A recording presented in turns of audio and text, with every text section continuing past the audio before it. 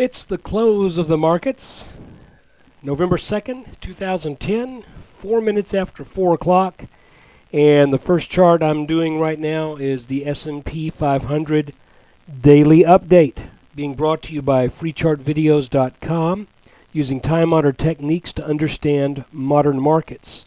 This video is for educational purposes only and is not intended to be any form of investment advice.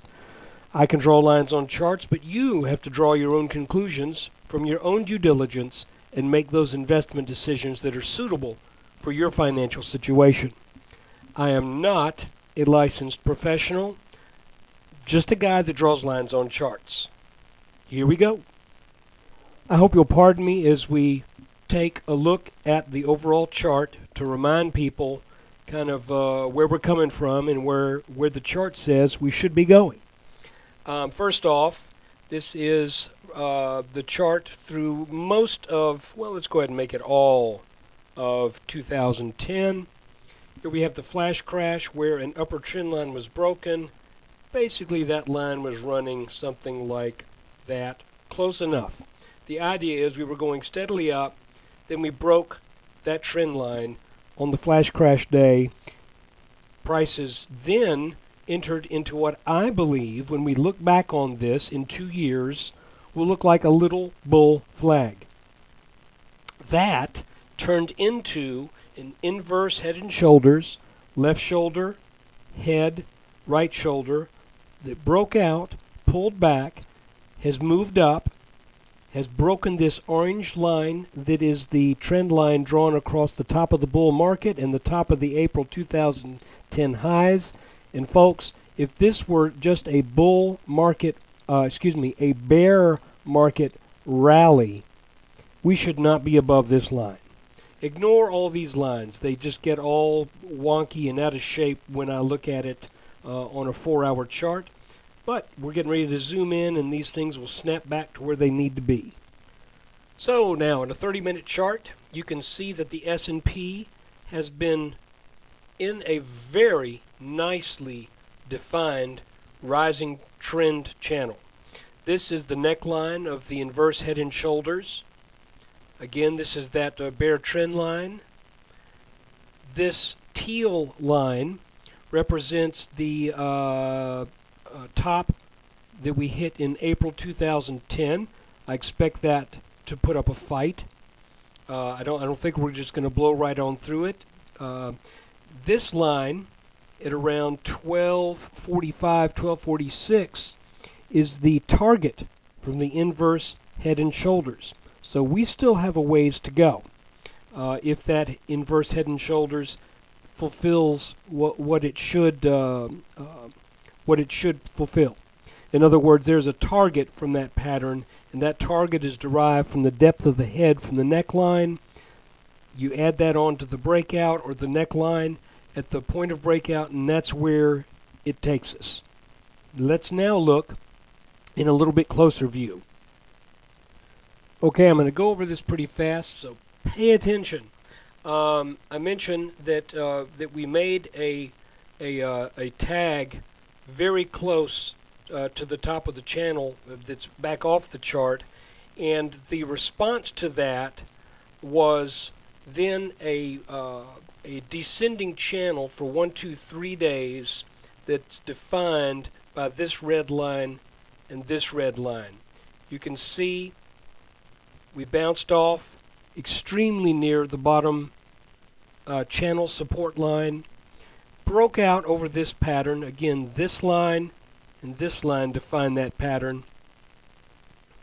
Tell you what, to make it easier, let's change that to another color.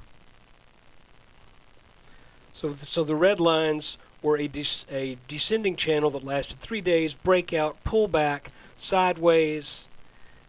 This orange line is drawn over this top and this top, and we broke out over that but could not hold it. Came back yesterday and retested the bottom of the channel.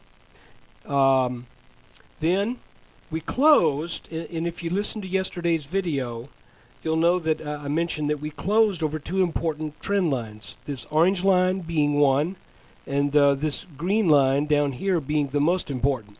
So when we closed over that, it appeared to me that we were setting up for a strong move today, and we got it. As a matter of fact, today was the first day that we have closed this high. I'll tell you what, we'll take a look at the daily candles in just a bit. Let's just zoom in for a second, show you what I think is going on. Yesterday, it appeared at one point that we were in something of a descending wedge pattern, but we got out of it prematurely, and then because of the weight of these more costly shares, in other words, this pattern didn't fully consolidate. We broke out prematurely, came back into the pattern, and then just because of the upward momentum, then was converted into downward momentum for the test of this line. Come back. We gapped up this morning. Today's trading was very different than yesterday. You can see yesterday we immediately gave up those gains. Today, the market wanted to hold on to those gains. You can see the teal line. That is resistance at 1196. And we get that from this top as well as from a top that was present back on the 25th of October. So what I'm looking for now as an area that needs to be taken out is that 1196. That's got to go. And so let's keep an eye on that tomorrow. Today, we ended in what appears to be, at this point, again, using just the available data points that I have, it looks like we ended in something of a descending wedge pattern. That is typically a bullish pattern, and I would expect that we will test this line again tomorrow at 1196. But folks, it's an election day. The market doesn't know what the results are going to be right now. The market suspects they know what the results are. The market may have traded today based upon what the results are. But you got to keep in mind, and Bernanke, things are going to be kind of crazy tomorrow. So, but if the chart has its say, and we don't get a monkey wrench thrown at us through some news, then I think we're setting up for a test of 1196, and eventually should be taking that out and heading for that eventual target.